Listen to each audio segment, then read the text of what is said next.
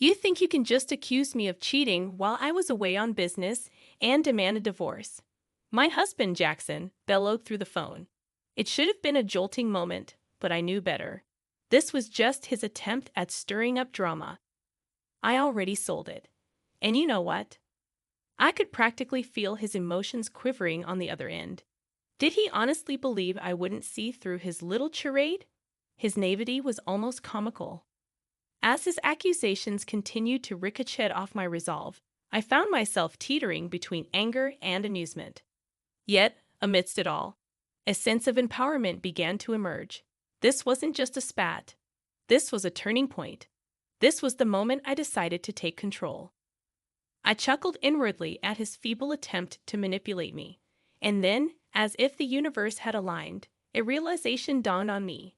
It was my turn to play. I'm Olivia, a 28-year-old working mom. Though I've held a steady job at a college store since I graduated from junior college at 20, Jackson's career trajectory has been less than stable. He's 2 years older, but when we first met 3 years ago, he was bouncing between jobs or sometimes doing nothing at all. He proposed to me hastily, but I set a condition. He needed to secure a stable job.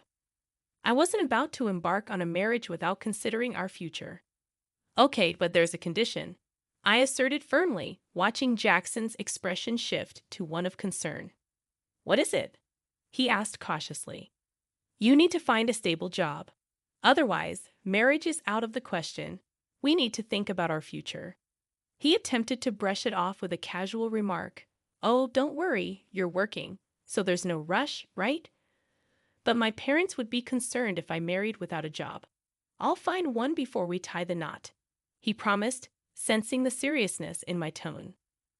Reluctantly, Jackson embarked on his job search journey. Eventually, he secured an office position at a construction company, and we moved forward with our plans to wed. At the time, I saw Jackson as somewhat careless with money and work, but I believed our partnership could balance each other out.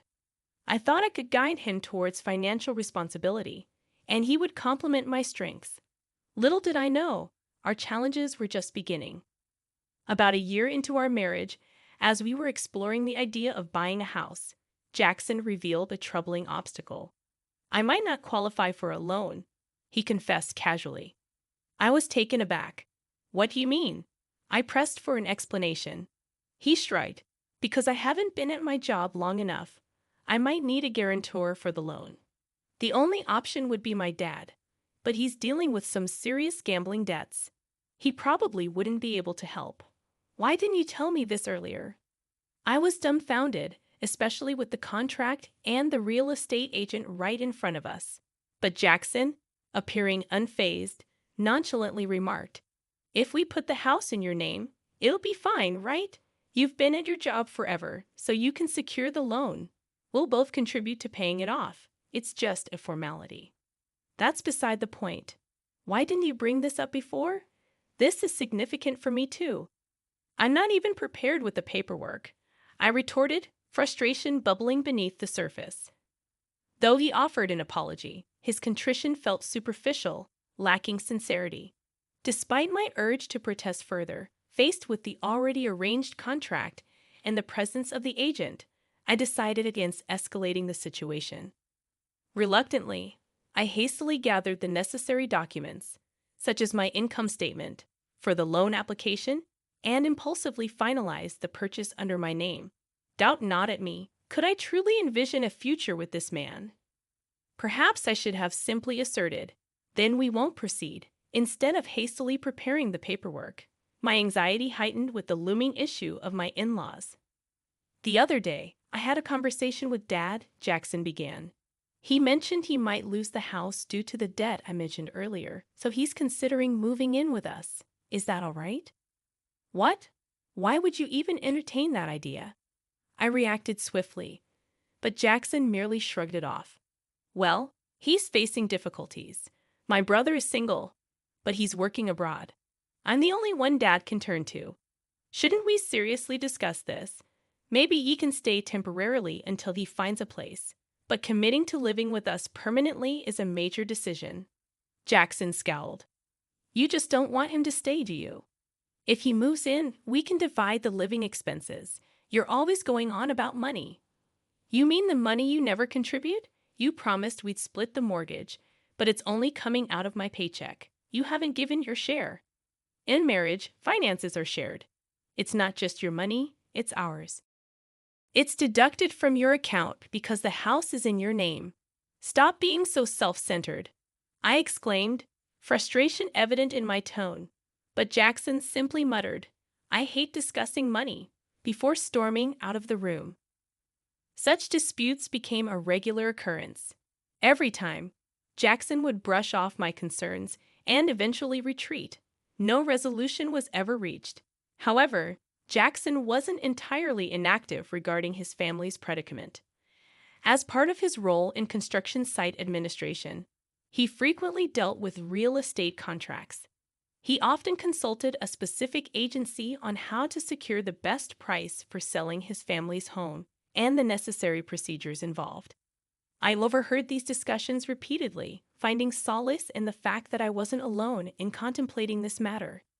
Yet the prospect of my in-laws moving in with us post-sale, as if it were a foregone conclusion, continued to unsettle me. Jackson began attending meetings with real estate agents and my in-laws without involving me, and he started spending more weekends away from home. Eventually, he embarked on a lengthy business trip lasting several months, necessitated by the distance of the construction site he was overseeing. It wasn't apparent to me then, but the seeds of our power struggle had already been sown. A few days after Jackson departed for his trip, I decided to treat myself to tea after a shopping excursion. Hello, the man who greeted me seemed familiar. Memories flooded back, recalling him as someone Jackson had once brought home. He worked at a real estate company, a young employee named Samuel, according to Jackson. Samuel had been with the company for less than a year. Ah, yes, I remember you. You visited our house before, right? Yes, I apologize for dropping by unannounced and even joining for a meal. My apologies. No need to worry. I should have been more welcoming. We ended up sharing tea together. Samuel was affable and appeared more level-headed than Jackson, despite his youth. As we conversed over tea, we found common ground and eventually bid each other farewell. At that moment, I couldn't fathom that this brief encounter would later be twisted into an accusation of infidelity. Yet that's precisely what happened when Jackson confronted me. You've been cheating on me while I was away, haven't you? We're getting a divorce. Give the house to my parents and leave. Immediately. Jackson's accusation hit me like a sledgehammer. In that moment, I couldn't help but wonder if the rumors were true. Jackson had evidently been spreading falsehoods, fabricating a narrative of my infidelity to justify his desire for divorce. And the bearer of this false tale was none other than Samuel, the man Jackson unjustly accused me of having an affair with. He showed up at my doorstep the day after our tea. I apologize for the sudden visit yesterday. Jackson asked me to reach out to you. Samuel confessed as he stood at my doorway. Shock and confusion washed over me, but I invited him inside, eager to hear his story. What he revealed left me stunned. Jackson had orchestrated a plan to frame me for infidelity, all in a bid to secure a divorce. Samuel was roped into fabricating evidence to support this scheme. There were two motives driving Jackson's deceitful agenda. Firstly, he coveted our house, fearing the potential loss of his parents-in-law's property. Jackson saw cohabiting with his parents as the easiest solution, but my resistance to the idea led him to devise a plan to oust me and claim the property. Secondly, Jackson was involved in an affair of his own, spending weekends with his mistress while pretending to discuss matters with my parents-in-law. His infatuation with her led him to view me, his wife, as an impediment. By framing me for infidelity, he hoped to secure both the house and compensation in the divorce settlement.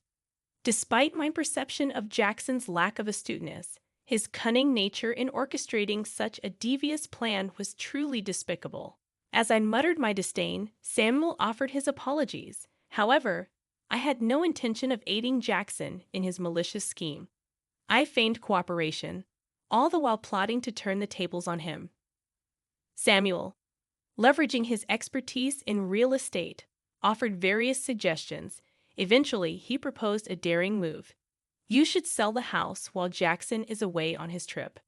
And so, when Jackson returned, bewildered by the news of the sale, I delivered the final blow.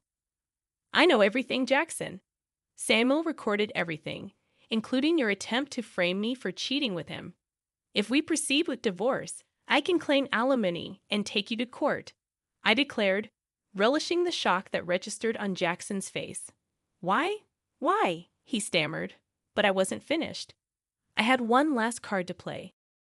You might not have realized, but Samuel isn't just any new employee. He's the son of the company's CEO. I emphasized, incredulous at Jackson's obliviousness. Didn't you notice Samuel shares the same last name as the CEO?